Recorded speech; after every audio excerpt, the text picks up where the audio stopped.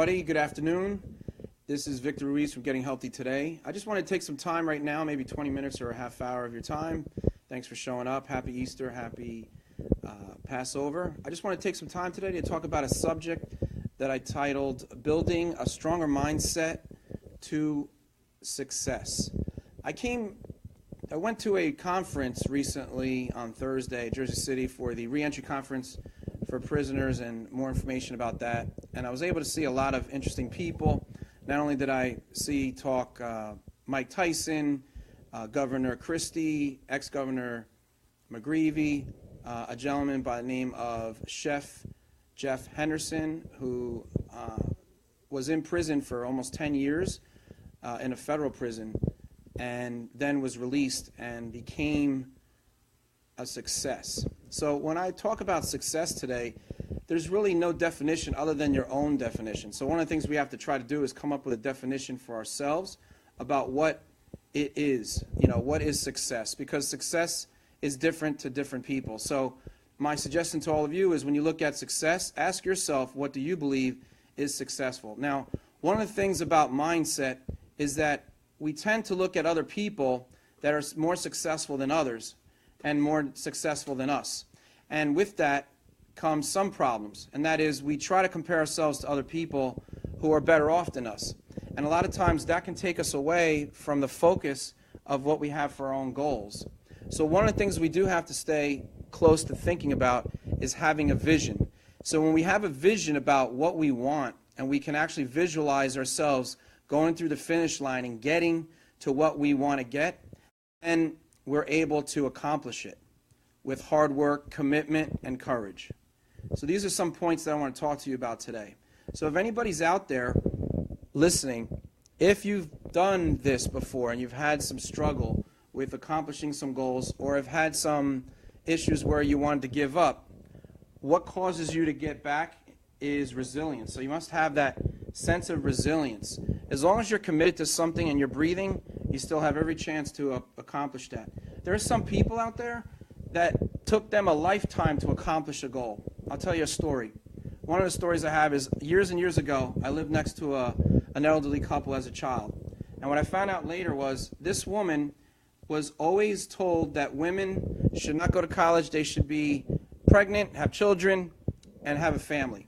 And that men will be the providers of the family, and that's it. So she had some negative situations that she dealt with as a child. And as she grew up as a woman, she said to herself, I want to go to school, at least get my bachelor's or master's degree. But she never had the opportunity. But would you believe that in her late 60s or 70s, I can't remember the exact time frame, but around that time, she went back to Brookdale and then also went to other colleges to get her bachelor's degree, and she did.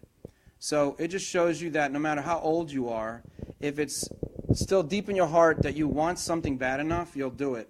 And there's just a sense of accomplishment for her because she was told that it wasn't necessary. So it's really important that you stay focused on what you want to do. So when you look at yourself, think about the vision that you have about achieving a goal. And if you've had some setbacks, what makes you more committed today than you were yesterday?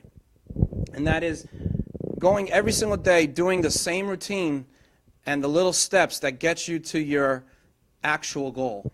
So another story I'd like to tell you about is the gentleman that I had the grace of God to actually be in front of and listen to at this particular conference.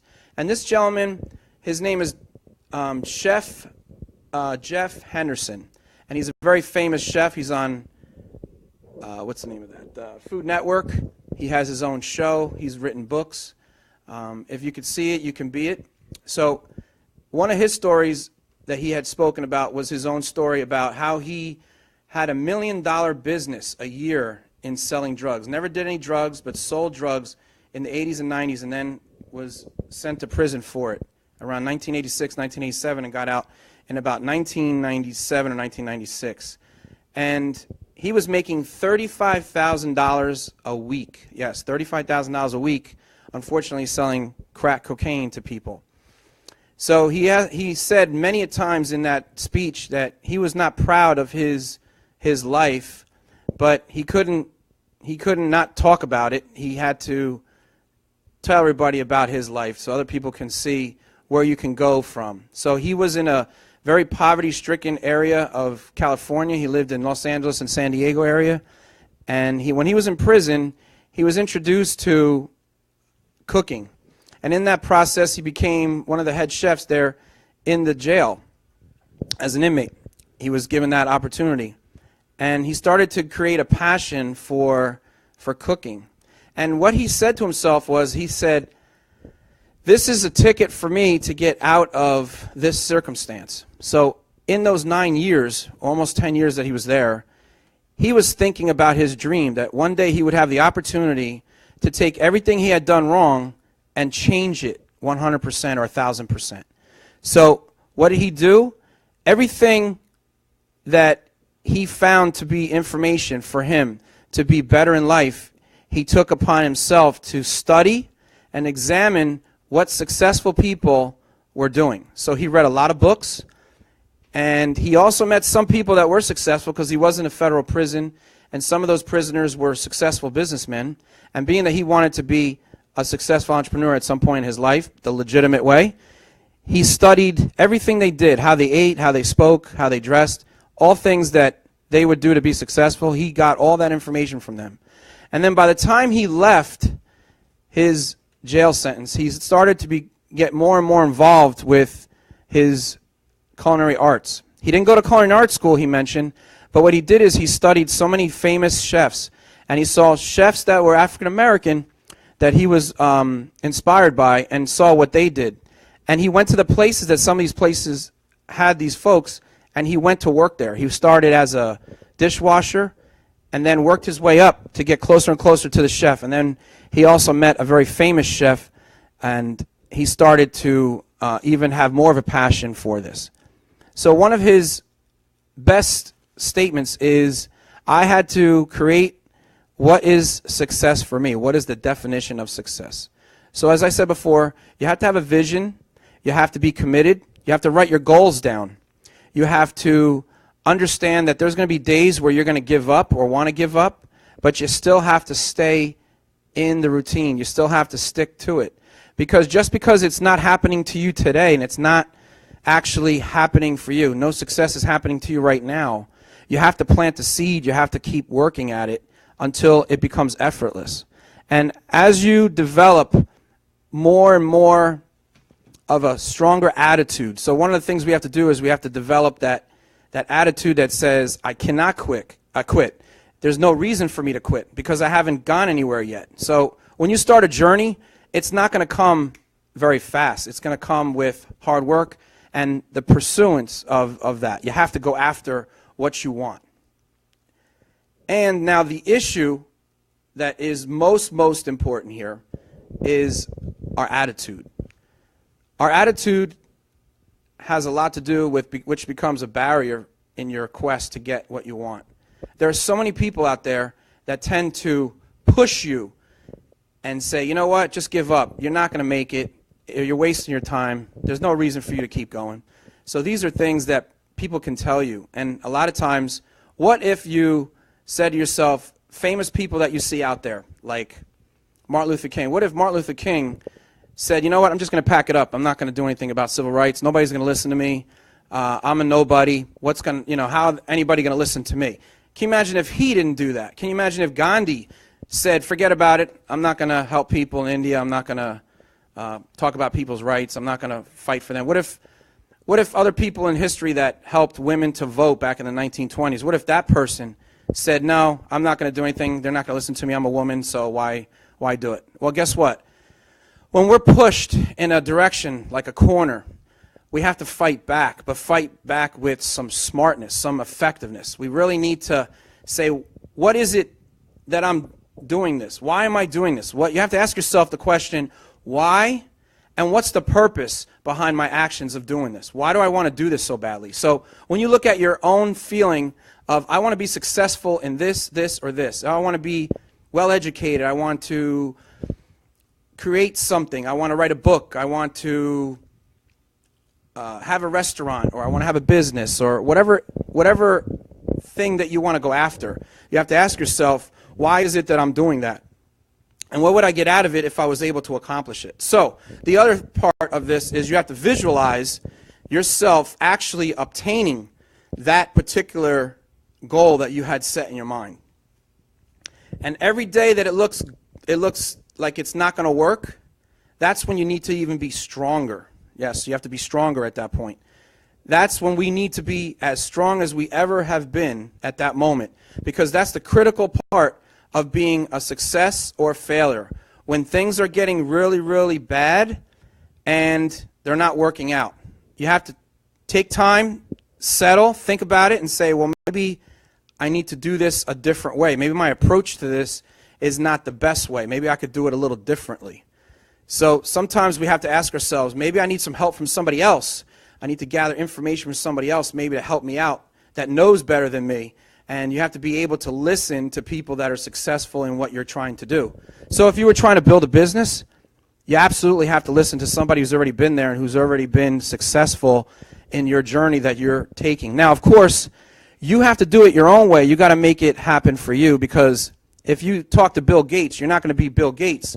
You're going to be another version of Bill Gates, which is yourself. So whoever your name is, Jim Johnson, you're going to be the next Jim Johnson, and that means something else to, in that situation. So Bill Gates is Bill Gates because he built a brand.